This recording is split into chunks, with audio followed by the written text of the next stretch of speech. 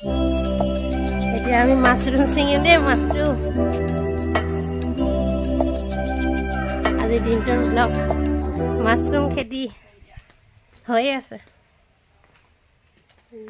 চাওক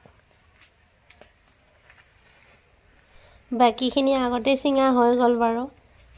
এনেকৈ ওলাই থাকে আৰু আপোনালোকৰ ঘৰতে কৰি এনেকৈ খাব পাৰিব চিঙি দে বেয়া হৈ যাব ন শুকাইহে গৈছেগে পানী দিয়াৰ এলাহতে শুকাই গৈছে সেইফালৰ কেইটা সেইটো চিঙিব পাৰি দিয়া নাই কেইদিন হা সেইটো চিঙিব পাৰিলে কোনটো সেইটো সেইটো এইবোৰ ডাঙৰ নহয় আৰু এয়া পানী নিদিওঁ যে মই পানী দিয়া নাই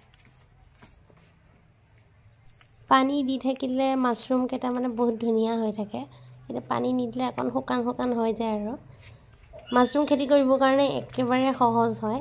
নেক্সট বাৰু ভিডিঅ'ত দেখাম কেনেকৈ কৰিব লাগে মাছৰুম খেতি একেবাৰে সহজ হয় আপোনালোকৰ ঘৰত কৰি খাব পাৰিব এইখিনি চিঙি দিওঁ বলচোন ইয়াততো নাই এইকেইটাত নাই ফুটা এইকেইটা চিঙি দে এইকেইটা এপোৱা হ'বনে বৰ বেছি হ'ব ইয়াৰ কিমান থোপা দেখা নাই আধা কেজিয়ে হ'ব ইয়াৰ আধা কেজি এটা থোপাত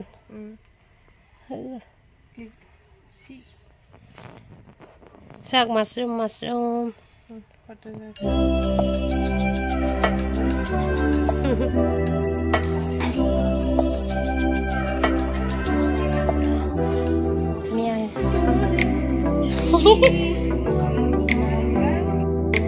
ভিডিঅ'টো যদি ভাল লাগে লাইক আৰু ছাবস্ক্ৰাইব কৰি দিব